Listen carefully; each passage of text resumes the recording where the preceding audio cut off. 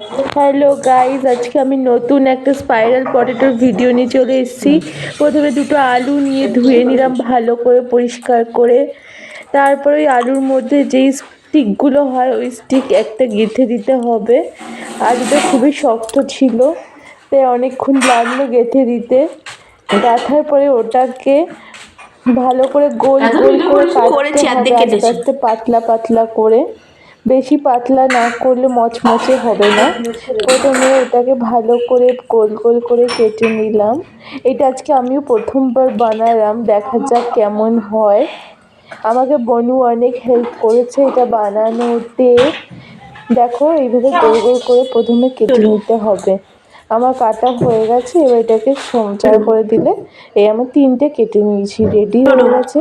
এবার একটা বাটিতে কর্নফ্লাওয়ার নেব কিছুটা, কি অল্প একটুখানি পরিমাণ মতো লঙ্কার গুঁড়ো আর সামান্য নুন দিয়ে নেব। আর দিতে হবে ওতে সামান্য পরিমাণে একটু হলুদ। তারপরে এটাকে জল দিয়ে ভালো করে ব্যাটারটা বানিয়ে নিতে হবে, খুব ঘন হবে না। আর এটাতে একটুখানি নুন ছড়িয়ে নিলাম। তারপরে ব্যাটারটা ভালো করে মিক্স করে একটু জল দিয়ে দেবো। জল দিয়ে এটাকে আমরা ভালো করে গুলে নেব।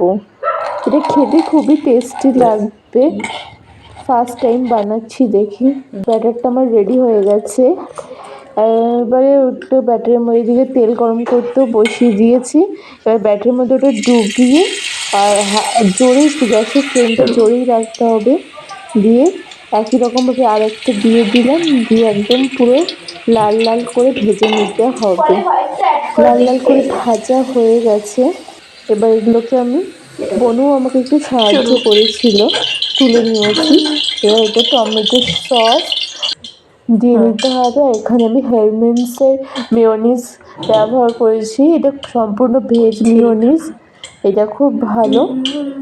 এটা আমি পুরো এগুলোতে লাগিয়ে দেবো, দিলেই আমাদের রেডি হয়ে যাবে স্পাইরাল পটেটো। কি বলবো বন্ধুরা, সেই টেস্ট হয়েছিল এটা খেতে। আমি, বনু আর মাম্মি মিলে খুব মজা করে খেয়েছি।